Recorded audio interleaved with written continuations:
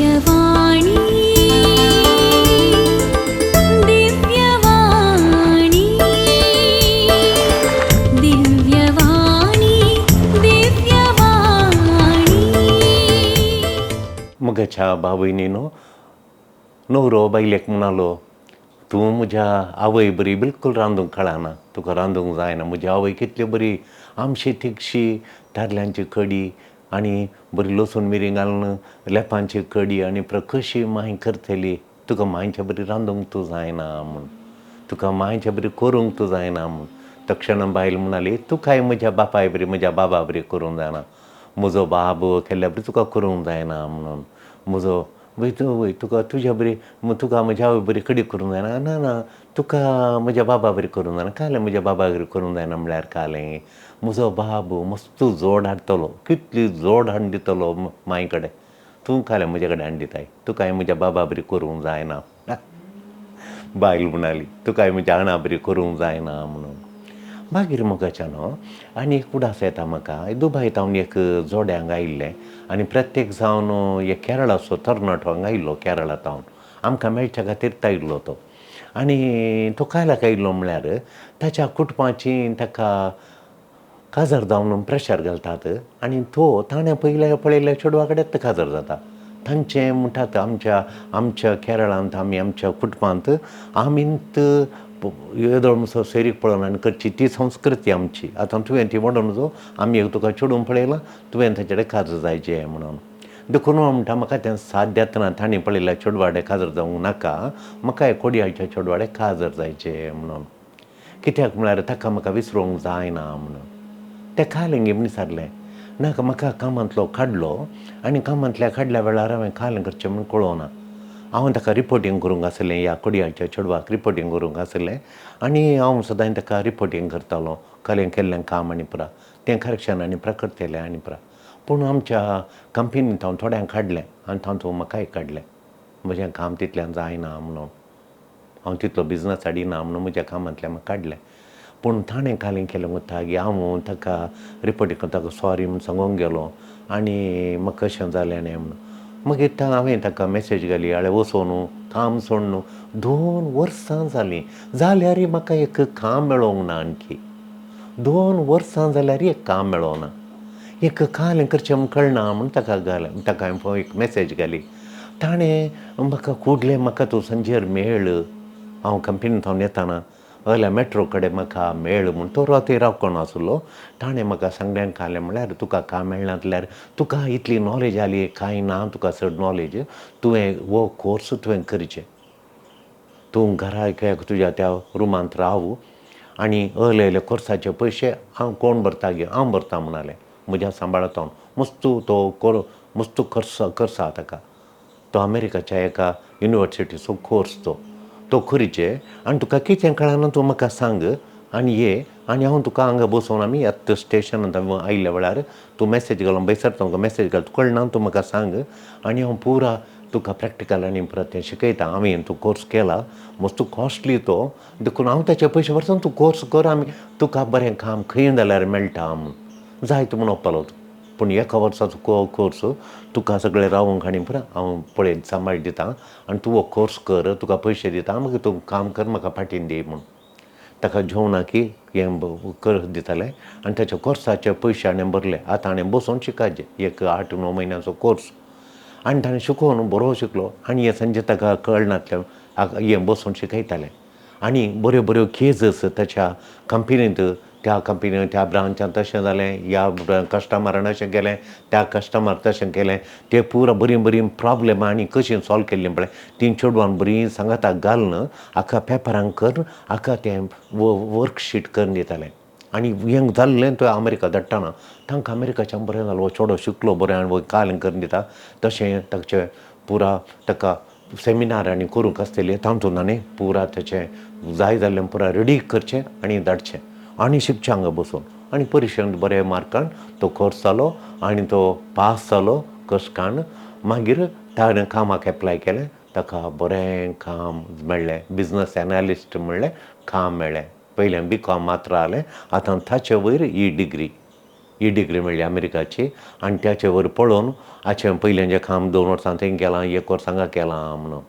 पयलें काम नासल्या वेळार 2 म्हयने काम नासल्या वेळार ताचे कांय पयशे नासले, कांय उरनासलेलो करशितालो आनी हेच्याक पयलें 2 कडेन तावन कामांतलें काडिल्लें. पूण ह्या चेडवान ताचेर धैर्य गेलें कितें म्हळ्यार तो बुदवंत आलो तकलेंत. मस्त बुदवंत आमी ताका बगलें. थोडें लाल्लांनी सांगलें तो करून दितालो, हर एक शिकयलें करून दितालो. पूण ताका तकली आसा, ताका शिकोवंक जाता म्हण चेडवान ताका पयशे दिवंक कारण. हांव विचारलें खंयच्या धैर्यान तुवें इतले पयशे ताका दिले गी म्हूण. ना फातर तो मस्त बुदवंत आहा म्हण हांवें फातीं म्हाका बगलें. बुदवंत काय ताची यूज करून दी, बरो खस काडून दी, आतां ताका कळ्ळें म्हूण. त्यात दुबायंत ताचें भंय नासलें, तसो भोवजी आसलो.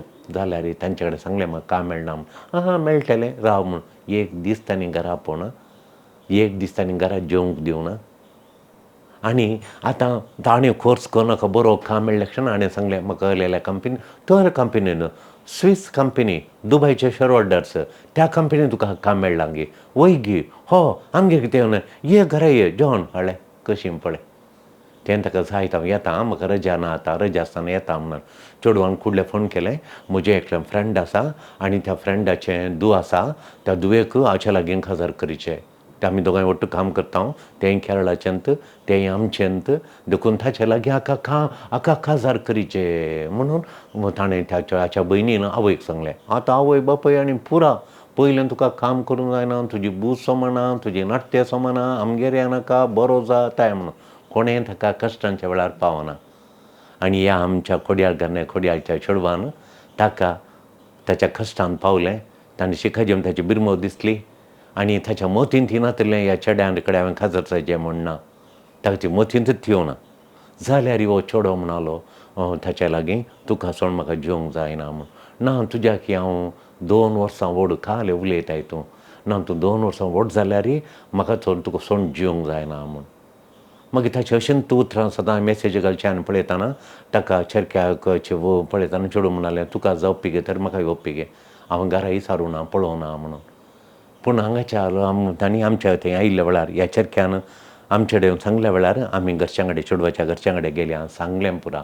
घरचीं ओप्पालीं आनी हो चेडो ताच्या नीज मोगान नीज स्पिरितान भरला. हार्ड वर्क करचो बदल्ला तो म्हूण. मोगाच्या न्हू कश्टांच्या वेळार कोण पावता पळय, कश्टांच्या वेळार कोण सपोर्ट करता, कश्टांच्या वेळार कोण आदार दिता, कश्टांच्या वेळार आमकां कोण सोंड घालना, तांकां आमकां वेग्गी विसरूंक जायना, वेग्गी विसरूंक जायना, वेग्गी विसरूंक जायना, तांकां विसरूंक जायना. मोगाच्या न्हू तें तांचें काजार जालें. तो भयणीक आयकोना, घरच्यांक आयकोना.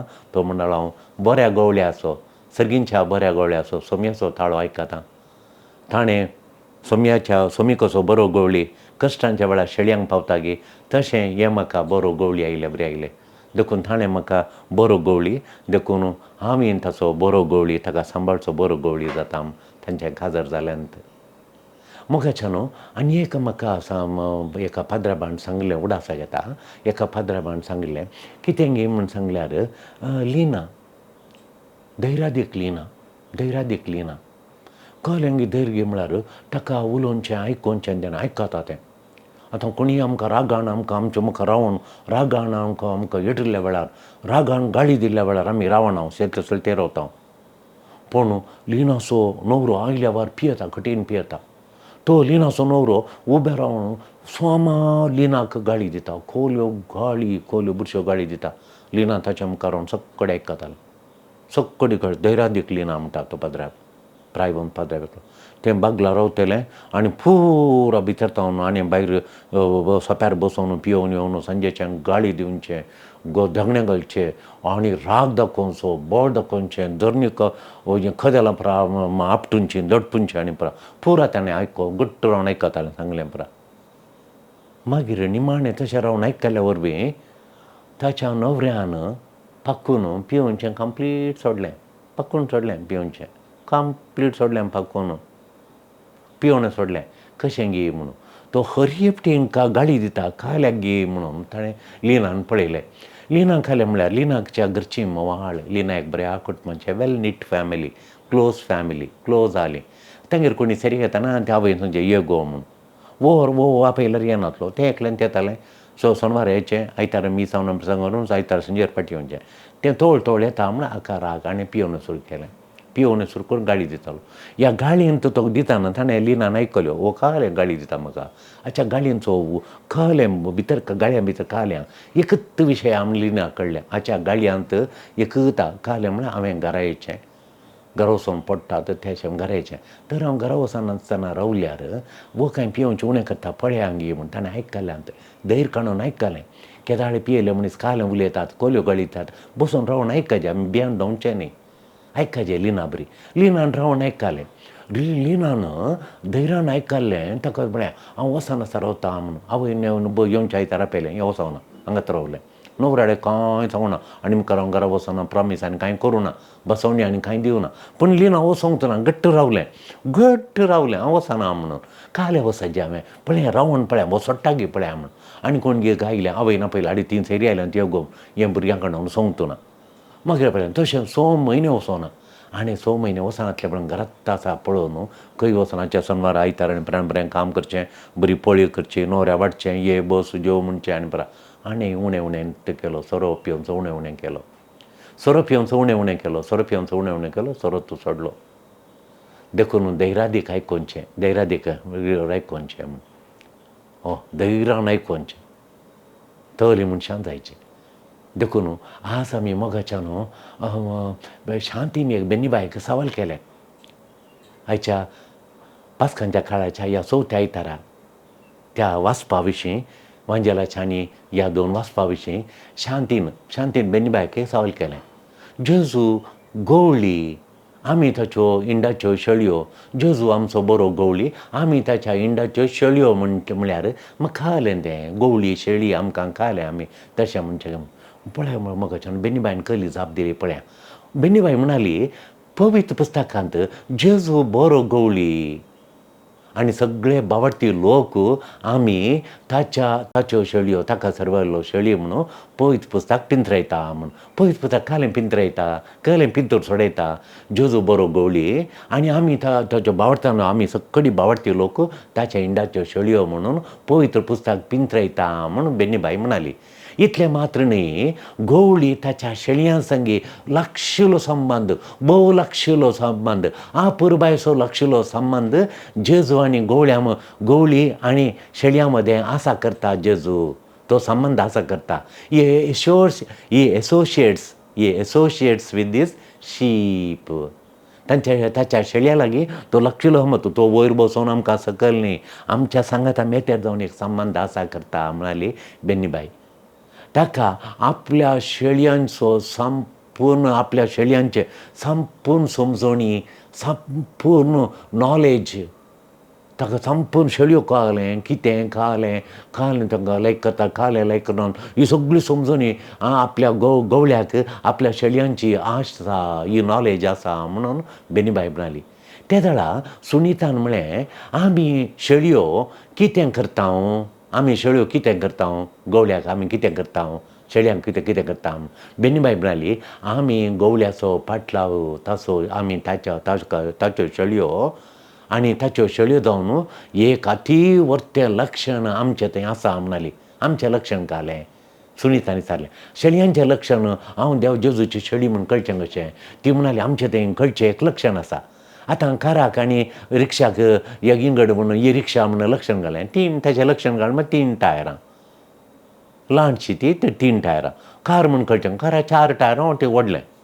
तशें ताका तांचें लक्षण आसा शेळयांचें लक्षण कालें गे आसा गे म्हूण ताणें विचारलें बेन्नीबाय शेळयांचें लक्षण आसा म्हणून एक लक्षण म्हळ्यार एक विशेश असाधारण देणें शेळयांक आसा तांकां आयकोनचें देणें आयकोनचें कठीण आयकोनचें देणें शेळयो आयकता तोलें देणें देवान ताका दिलां शेळयांक आयकोनचें देणें आसा म्हूण incredible capacity for hearing incredible capacity for hearing आयकोनचें विशेश एक देणें असाधारण देणें देवान शेळयांक दिलां म्हूण तांकां एक थांक आसा ताचे संगी ताचे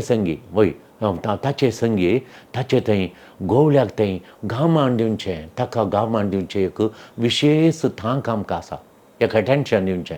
आतां एटेन्शन दिवचें तितलें सुलाभ न्ही. भुरगीं इल्लोशें एटेन्शन तीन पळयतात. आमी तेंच म्हणटा हांगा बसून म्हणटा मौत खंयगी आसा. दुबाय आसल्या दुयेच्या घरागी या घरकाराच्या मावड्या खंयगी कडेन आसा. खंयगे कडेन आसा. एटेन्शन आमचें गमाण खंयगे आसा. पूण शेळयांक एक विशेश देणें आपल्या गवळ्याक गमाण दिवचें. गवळ्यान आपयतना गमाण दिवचें. हें पयत पुस्तक सांगता 2 देणी शेळयांक आहात म्हूण. पयलें देणें तो गवळ्याक तें आयकता. गवळ्याचो थोडो एक लक्षणां आयकतात. मागीर गवळी सांगतना सगळी शेळयो समजतात. कोणाक आपयलें उदक दिवंक आपयलें गी, सोरो करूंक आपयलें गी, थवळेक रावंक आपयलां गी, या गोठ्याक येवंक आपयलां गी, पुरो समांक तो काले सांगता म्हणून ते एटेन्शन दिवन आयकतात आनी समजतात. एटेन्शन दितात, गमाण दितात. Sheep keenly pay attention to the shepherd. Keenly pay attention to the voice of the shepherd. ताच्या थाळ्याक बरें खालें म्हणटा गी म्हणून ಒಟ್ಟು चलताय करनात. चलताय म्हणलें ना, एटेन्शन दितात म्हूण सांगता. हें गरजेचें. ना तर शेळयें कित्याक गरजेचें? ताचो थाळो आयकचें, ताच्या सांगाता रावचें आनी तो खाल सांगता आयकून एटेन्शन दिवचें. हें गरजेचें म्हणटा बेन्नीबाई. हें गरजेचें शेळयांच्या बाबतीन हें मस्त गरजेचें. कित्याक म्हळ्यार शेळयो डिस्ट्रॅक्ट जावन वाट चुकोवन वेतात. शेळयांक आपूण वाट चुकोवन गेल्ल्या नंतर इंडातावन पयस पावल्या नंतर इंडातावन कितलें पयस गेले आमी, इंड हांगा सावन आपूण कितलें पयस गेलां म्हूण शेळयांक कळना म्हणाली बेन्नीबाई. शेळयांक कळना आपूण कितलें पयस गेलां. गवळ्याक सांडून येरांक सांडून हांव कितलें पयस गेलां म्हूण शेळयांक कळीत जायना. पयस वेता हें व्हडलें प्रॉब्लम. आपूण कितलें पयस गेलां, पयस गेल्या वेळार कितलें पयस गेलां म्हूण शेळयांक कळना म्हणाली बेन्नीबाई. आमी शेळयां परी सलीसान गेट लॉस्ट, सलीसान इजिली सलीसान गेट लॉस्ट, गो एस्ट्रे, पयस वचूंक आमकां शेळयांक इजिली जाता म्हणाली. पूण ताचो थाळो आयकतना फाटीं परतात हांव. आमी गवळ्या थंय फाटीं परतात हांव. ताचो थाळो आयकतना आमी फाटीं परता. ताचो थाळो पयस पुस्तक वाचतना आनी नाना तरांचे आमकां अणभव एक्सपिरियन्स द्वारे आमी ताचो थाळो आयकता आनी फाटीं येता. एक्सपिरियन्स जाता आमकां कशें येता जेजू थंय फाटीं येता. ताका गवळ्याक आमचो मस्त हुस्को आसा. आमच्या गवळ्याक बऱ्या गवळ्याक आमचो मस्त हुस्को आसा. आमची जतन घेता, इतली जतन घेता तो आमकां सांबाळटा. आमकां सोडीन आमकां सांबाळटा. तो आमकां गूण करता. आमचे गाय बांदता. आमचे गाय बांदून आमकां गूण करता. तो आमकां धैर्य दिता, उत्तेजन दिता. तो आमचें कॅर कणयता. खोलो गवळी पळय उत्तेजन दिता. आमी खंय थंय इल्लेशें आमकां जायना ना करूं, तुका जाता वच मुखार वच, कॅर कणयता. तुका इगर्जेन वाचूंक जाता, तुका कित्तान म्हणूंक जाता वच म्हूण आळे. ताच्या बदला तुका थाळो ना, तुका वाचलें आयकूंक समज जायना अशें बिलकूल म्हणना तो. तुका जाता वच म्हणटा. तो तुका प्रोटेक्शन दिता. तो तुका शांती दिता. तो तुका भद्रती आनी शांती दिता. वेनिटा म्हणालें गवळी पिंथूर पळय, गवळी पिंथूर आमकांय लागू जाता गे. आमी गवळी जावंक जाता गे. बेन्नीबाई म्हणाली आमकांय जाता गवळी जावंक. हर एक याजाक गवळ्याक अनुकरण करचें. हर एका पेरंट्स आमचे आवय बापायनी गवळी म्हणून लेखीचे. हर एका आवय बापायनी गवळी म्हणून लेखीचे. आमकांच विशेष रितीन आमी गवळी म्हणून सगळ्यांनी एक विशेष तरान आमी गवळीत. हर एकल्यांक गवळीत. आनी एकल्यांक आमी बुधबाळ सांगून आनी एकल्याची जतन खणयतना आमी गवळी जाता म्हणाली बेन्नीबाई. देखून सारितान म्हळें गवळी मदें तफावत आसा गे. एका गवळ्या मदें आनी एका गवळ्या मदें तफावत आसा गे म्हणून. तफावत आसा म्हणाली बेन्नीबाई. म्हळ्यार तफावत मस्तो आसा. कित्याक म्हळ्यार आपणा आदीन बरी आपणा आदीन आशिल्ल्यांची बरी जतन घेवचें तसले गवळी आनी दुसरे स्वार्थी गवळी आसात म्हणून 2 तरांच्यो गवळी आहा म्हणाली बेन्नीबाई. एक आपणा आदीन दिल्ल्यांची, आपणा आदीन कोण आतां टिचर, तिच्या आदीन तिच्या क्लासीन भुरगीं आहात. आपणा आदीन दिल्ल्यांची बरी जतन हांवें काडूंक. आपणा आदीन आशिल्ल्यांची बरी जतन काडूंक एक तें. मग दुसरे स्वार्थी गवळी त्या आपणाचें बरेंपण पळयतात, गवळ्यांचें बरेंपण पळयनात. थोडीं टिचरां भुरग्यांक हांवें आयल्या गेल्यार गेलीं त्या भुरग्यांचें कांय तूं शीक गीक म्हणना बोर्डार येयलें बरयलें भुरग्यांनी बरयलें जालें. एकलो भुरगो कोण अर्थ जावन आपोवन ताच्या उस्क्यार बूक दवरून शिकोवचें तें कांय ना. देखून आपणाचो सांबाळ मेळ्ळ्या जालो म्हणून तशें. देखून तशेंच डॉक्टरांचे मदें आनी हेरां मदें आनी आमच्या पॉलिटिशनां मदें हेरांय मदें ते आपणे स्वार्थी गवळी आसातच. स्वार्थी गवळी आसा. आपणाचें बरेंपण, आपणाचो फायदो उठोवचो, आपणाचो हुस्को सोड आनी सोडू, आपणाचोच हुस्को पळोवचो, आपणाचो फायदो उठोवचो, हे स्वार्थी गवळी भरून गेल्यात. बरे गवळी उणें जाल्यात. तशें जावन समाज कश्ट जाता. जेजू बरो गवळी सॅक्रिफिसाचो मोग करता म्हणाली बेनीबाई. जेजू बरो गवळी सॅक्रिफिसान बरोल्लो तो सॅक्रिफीस करता. हर एक त्याग करता. त्यागान बरोल्लो सॅक्रिफिसान बरोल्लो बऱ्या गवळ्याचो मोग देखून तो बरो गवळी तो सॅक्रिफीस करता. तो आमचे पासत ताच्या शेळयां पासत कितें करूं की थायार खंयच्याकय तो फाटीं सरना. शेळयांच्या बऱ्यापणा खातीर कितेंय करूंक तो फाटीं सरना. कितेंय करूंक तो फाटीं कितेंय करूं तो थायार. शेळयां खातीर जीव दिवंक थायार. तो शेळयांक बरो सरोव दिता. तो शेळयांक बरो विशय दिता. एजेकिएल प्रावदी सांगता बरो गवळी म्हळ्यार कोणगी म्हणून. तो शेळयांक आपूण शेळयांचो हांव बरो गवळी म्हणटा देव. म्हज्या शेळयांक हांव सरोव दितां. म्हज्या शेळयांक पासवो सरोव दिवन पोसतां आनी नितळ उदकाचेर वचून तांकां विशय दितां. तांची थाण बागयतां.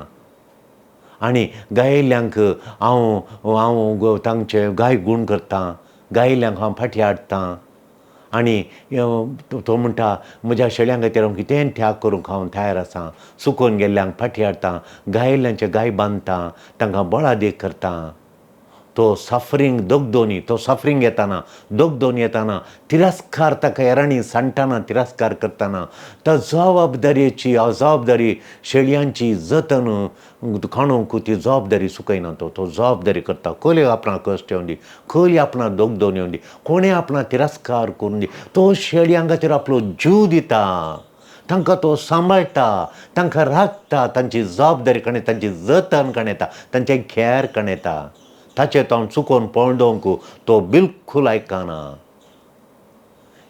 हें उत्तेजन जायचें. हें प्रेरण जायचें हर एका गवळ्याक आमकां. एका ना एका रितीन आमी सगळीं गवळी. आमी गवळी हांगा येताले कावन्सिलींग येता लोकांचो एक बरो गवळी हांवें जावंक. एक ना एक तरान हर एकले आमी गवळीत जेजू आमकां प्रेरण दिजें. जेजू आपल्या शेळयां पासत तांकां उत्तेजन दिजें. तांकां प्रेरण दिजें. शिकोवंक प्रेरण दिजें. हें काम बऱ्या गवळ्याचें काम आमी करता. देखून बरो गवळी जावन आसा आमचो पात्रोण हांगासो आत्मा ज्योती आश्रमाचो. तो कितें करता. तो उत्तेजन दिता. आमी उत्तेजन दिता. तो हेरांक प्रेरण इन्स्पिरेशन दिता. आमी कितल्या भुरग्यांक हांगा शिकोवनातल्या भुरग्यांक शिकोवन बरें मार्कान बरें शिकोवन परिक्षांनी पास जावन आसा. भायल्या गांवांनी कामार व्हडल्या कामार आहात. आमी प्रेरण दिता. कितलीं चेडवां काजार जावंक आयकनात. कितले चेडके काजार जावंक ना फाटीं घालतात. आमी प्रेरण दिता तांकां लग्नाचो बेसो स्विकार करूंक. आनी कितलीं जाणां कुटुंबांत मोगाचीं सरतात. आनी मोगाचें आशिल्लें तांकां थोडे फावटी आशिल्लें मेळनातल्या वेळार तीं रडटात. कांगाल जाता. दुकान भरतात. तांकां आमी बुजयता. बुजोवचें बऱ्या गवळ्याचें लक्षण. उत्तेजन दिवचें बऱ्या गवळ्याचें लक्षण. प्रेरण दिवचें बऱ्या गवळ्याचें लक्षण. भितरले आंतरीक गाय गूण करचें. तांकां आयकोवचें तें बऱ्या गवळ्याचें लक्षण. आनी तो शेळयां विशय समजोवचें बऱ्या गवळ्याचें लक्षण. हें आमी समजा जाय. कितलें गूंड ताचो मोग शेळयांक ते शेळयांतय ताचो कितलो गूंड मोग त्या गवळ्याचो शेळयांतय म्हूण आमी समजाचें. त्या आमी बरे गवळी जावंक जाता. त्या बऱ्या गवळ्याचो गूंड मोग शेळयांतय, गूंड जतनाय शेळयांतय, गूंड ताचें खेर शेळयांतय, गूंड बुजोवन ताची शेळयांतय तें पुरो आमी नियाळटाना तें आमच्या काळजांत उरता आनी आमी बऱ्या गवळ्याक अनुकरण करूंक जाता. वो आचल घट्ट मोग आचल मोग आवय बापायच्या मोगांत दिसता. भुरग्यांच्या मोगांत दिसता. वो आचल मोग इश्टांच्या मोगांत दिसता. कश्टा वेळार दाखयलो मोग तो मस्तू आमच्या जिणेक सपोर्ट जाता. आमच्या कश्टा वेळार हेरांनी आमकां सांडिल्ल्या वेळार, सैरीक सुकल्या वेळार, काम गेल्ल्या वेळार, बिजनसान लॉस जाल्ल्या वेळार हेरांनी आमकां दाखयलो मोग पळय तो घट्ट मोगाच्याल मोग पळय तो आमकां मस्तू सपोर्ट बारी सपोर्ट जाता. तो मोग बरो सपोर्ट जाता. ह्या रितीन दाखयलो मोग आत्मीक बांद आसा करता. ओलो मोग आत्मीक बांद आसा करता. तो केरळाचो तरणाटो म्हणलो म्हजो आत्मीक बांद वो आत्मीक बांद म्हज्या आनी ताच्या मदलो तुटोंक जावना. स्पिरिच्युअल बॉन्ड म्हणालो तो. आणि वो स्पिरिच्युअल बॉन्ड कश्टा वळवळ्या प्रास बोळादीक, वो यारांच्या आडकळे प्रास बोळादीक, यारांच्या विरोधपणाच्या प्रास बोळादीक म्हणालो तो. स्ट्रॉंगर दॅन एनी हार्डशिप म्हणालो.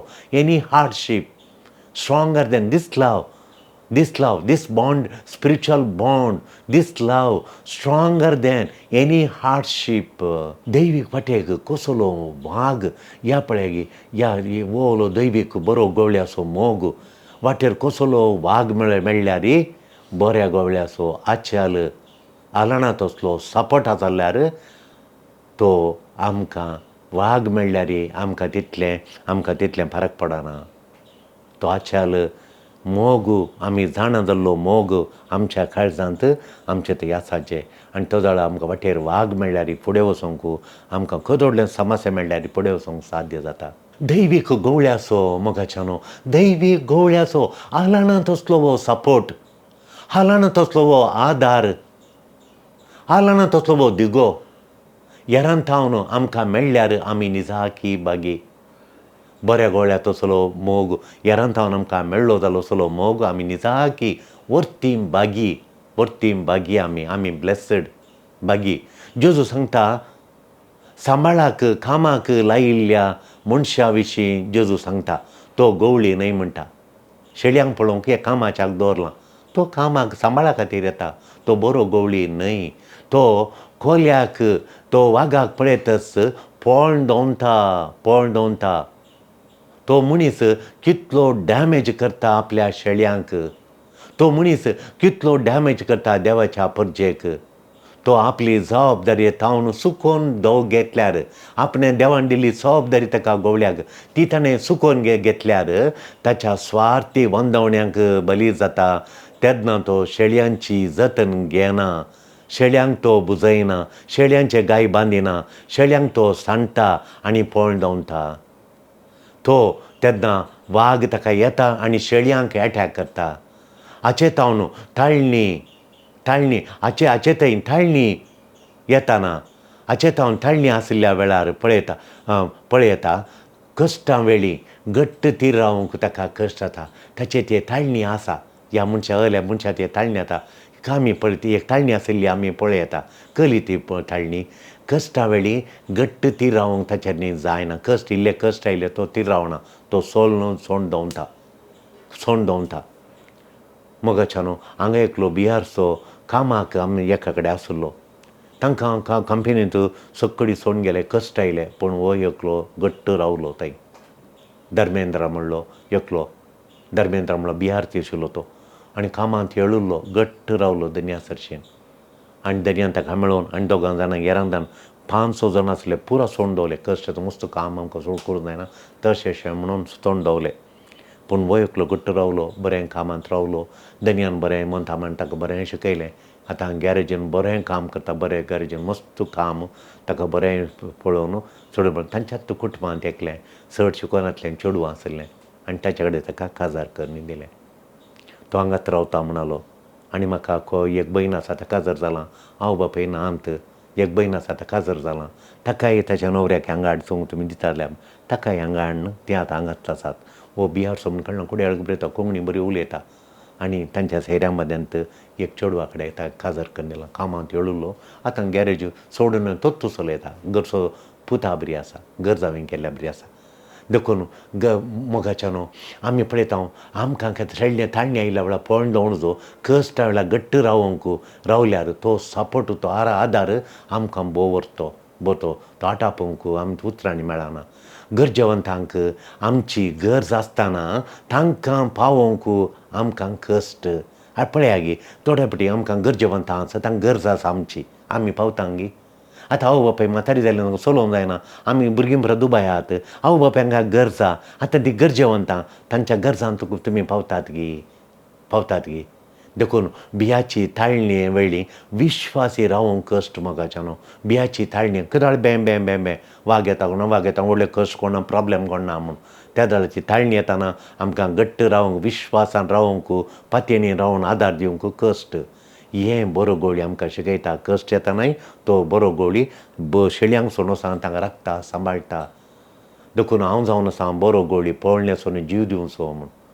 तूं बऱ्या गवळ्याक कितलें अनुकरण करताय, कितलें ताका इमिटेशन करताय, बऱ्या गवळ्या बरी तूं जाताय, ताच्या संपूर्ण मोगाचेर कितली फातयेनी तुका आसा, तितलो परिपूर्ण मोग ताचो perfect love of the good shepherd ताचेर तूं फातयेनी दवरताय गी, विश्वास दवरताय गी. तूं ताचो ताळो ताचे उतार कितले आयकताय, तूं ताचो ताळो आयकताय गी. बऱ्या गोळ्यान तुका आपयल्यार हांगा ये अशें कर, हांगा ये तशें कर म्हळ्यार तूं ताचो ताळो आयकताय गी, ताचे उतार पाळटाय गी. ताचे उतार तूं ध्यान करताय गी. ताणें तुका सांगलें आनी तूं दुबाय वचून तुज्यार वस्तू जायतें आसा, वच तुज्या आवय बापायंची सेवा कर घरा, नातल्यार तांची जतन घडये कामाच्या मनशाक दवर, ताका बरो सांबाळ दी. तें तांकां पळयता, तांची जतन घेता. दोगां जाणां 87 आनी तो 90 दोगांच आहात. तुमी हांगा तो सांजेचे फोन करतात, त्या जाणां भुरगीं तुमी, त्या कांय जाणां फोन केल्या पुरो गी. तुमचें बरेंपण आज तुमी दुबाय जाल्यार ताणें गी तुमकां दुबाय वचूंक कारणां करत. तांच्या सॅक्रिफायसांनी गी तुमच्या जिवान परजळटा. तांचो त्याग गी तांणी रगत आडयल्ल्यांत, घाम पिळ्ळ्यान गी तुमी आज इतल्या व्हडल्या उंच शिकप दिल्ल्यांत, इतल्या व्हडल्या उंच्या स्थानार आसात. थंय लायफ एन्जॉय करतात. तांकां उबे रावतना पडटा गी लोक आज पडोवन मेल्यांगी, फाल्यां पडोवन मेलांगी म्हूण तांकां बघताना कोण आसा तांकां. त्या जाल्यार बऱ्या गवळ्याचो ताळो तुमी आयकतात गी. त्या गरजेवंतांक तुमच्या आवय बापायक तुमी पावतात गी. तांचे बऱ्या गवळ्याचे उतार तुमी ध्यान करतात गी. तें तुज्या काळजान दवरून तुमी आटयतात गी, आमी आटयता गी. हें आमी आज ध्यान केल्यार भोव बरें तुमकां आनी म्हाकाय. देखून बऱ्या गवळ्याची हें ल्हानशें ध्यान, ह्यो आटो ह्यो सेव बेनीबायन म्हणलीं उतरां मतीन दवरून ध्यान करया आनी बऱ्या गवळ्याचें अनुकरण करया, ताचो ताळो आयकया, ताचे उतार पाळया. आमेन. दिव्यवाणी